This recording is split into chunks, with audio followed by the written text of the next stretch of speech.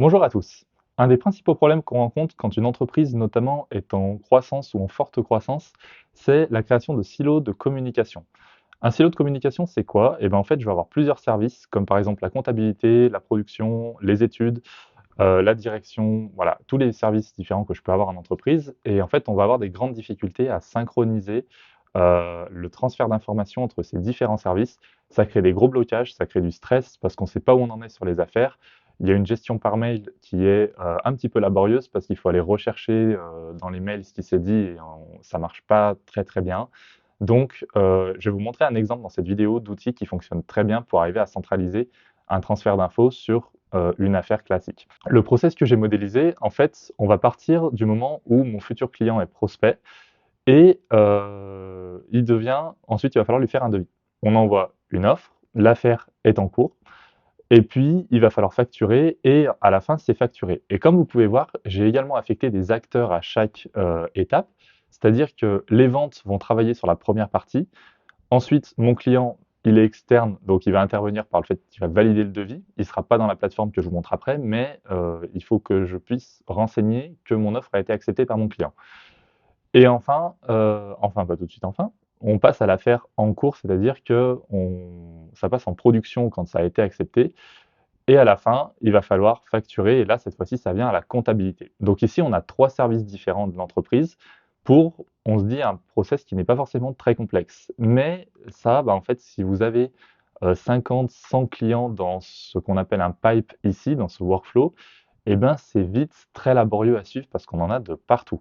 Donc dans cette vidéo, on va voir comment faire un système très simple avec un outil en ligne qui s'appelle Trello.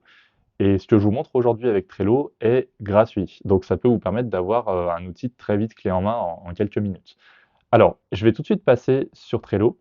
J'ai demandé un nouveau tableau en amont pour gagner un petit peu de temps. L'idée, c'est que vous demandez un tableau, vous faites un nouveau tableau et vous le nommez, moi j'ai nommé suivi de facturation, ça aurait pu être suivi d'affaires.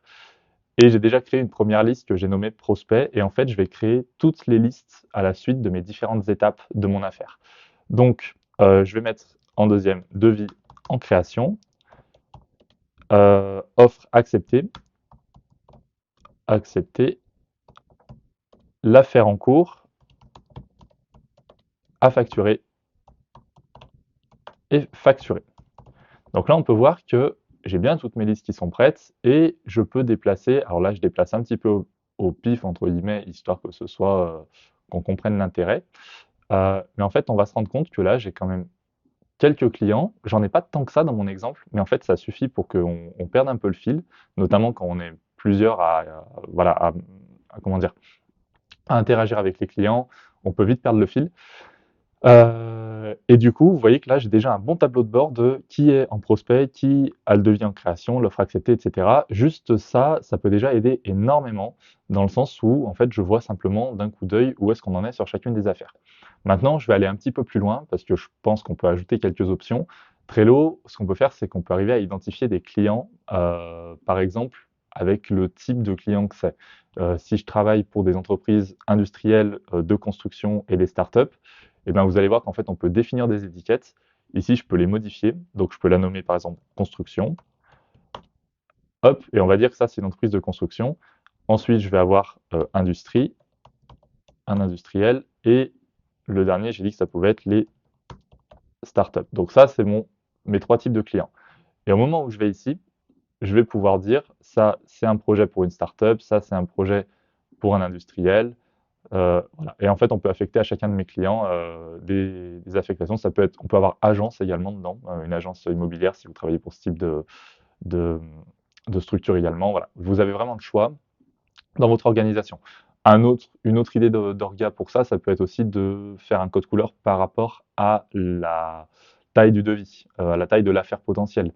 Si vous avez des affaires qui vont de 20 000 à, je sais pas, 500 000, eh ben, vous pouvez définir des tranches et en fait écrire simplement dans les tranches pour que vous voyez un peu l'enjeu de l'affaire. C'est un truc, enfin, une idée qui peut assez bien fonctionner aussi. Voilà, donc là, on voit que j'ai bien tout qui est visuel. Maintenant, ce que je voudrais, c'est avoir quelques automatisations. C'est-à-dire, moi, aux ventes, je suis concerné que ici, c'est-à-dire qu'une fois que c'est parti à l'offre acceptée, en soi, je suis plus concerné et je vais commencer à être concerné si je suis chef de production à partir du moment où l'offre est acceptée. Pourquoi? Parce qu'en tant que chef de production qui a des affaires en cours, des productions en cours, eh ben, je sais que ici, EcoVantage Energy et Bristol Components, il va falloir que je lance ces affaires-là. Donc, l'idée, c'est que je vais pouvoir avoir un résumé toutes les semaines des offres qui ont été acceptées. Ça va me permettre en fait de savoir par mail directement, ah, il va falloir que je lance cette offre-là. Pour ça, il y a 2 étapes, c'est-à-dire qu'on va mettre des automatisations. La première automatisation, je vais faire exprès de tout enlever de offre acceptée. On va aller dans, ici, automatisation, on va définir une règle. Alors là, on passe en anglais. Je ne crois pas qu'on puisse le régler en français, mais du coup, je vais vous guider pour cette partie. Vous allez créer create a rule, donc créer une règle, et ici, je vais ajouter ce qu'on appelle un trigger. Toutes les règles dans ce type de logiciel, alors je vous parle de Trello, mais il y a toutes ces options dans Asana, Monday, Notion, enfin, on peut vraiment le faire sur plein de logiciels différents. Trello, je trouve qu'il est très simple à prendre en main. Et en fait, une règle fonctionne de la même façon. Un trigger, c'est-à-dire un déclencheur, et une action. C'est-à-dire quand je fais ça, il se passe ça. Donc, je vais choisir Add Trigger, et là, vous voyez que un card move, donc ça, c'est ça qui va m'intéresser, c'est quand je change une carte, que je la déplace, et je vais lui demander quand une carte est ajoutée à, et là, il me propose mes listes, donc quand elle est ajoutée à offre acceptée, eh bien, tac, tac, tac. Alors là, je peux mettre by me ou ça peut être par n'importe qui, donc c'est-à-dire que quelqu'un voit le mail offre acceptée, il glisse la carte, ça, ce sera mon trigger. Je vais lui demander une action, et en fait, l'action, ce sera par rapport aux membres, et je vais lui demander d'ajouter un membre à la carte. Donc là, vous voyez qu'il n'y a que mon nom, mon adresse mail, mais l'idée, c'est que si vous avez 10 personnes dans l'espace, et ben, vous choisissez dans les 10 personnes. Donc, en l'occurrence ici, mon chef de production. Donc, ajouter Nicolas Emma à la carte. Voilà, et il faut que je fasse plus, c'est ça que je ne trouvais pas. Save. Donc là, mon action, elle est en place. Et à partir de maintenant, on va voir ce qui se passe, c'est que j'ajoute ici EcoVantage Energy, j'ajoute Bristol Components. Alors au début, ça prend toujours un petit peu de temps, le temps que ça se déclenche. Ah, est-ce que ça va marcher? Normalement, ça fonctionne. Ça fonctionne, ça arrive, donc NH, ça va arriver sur les autres.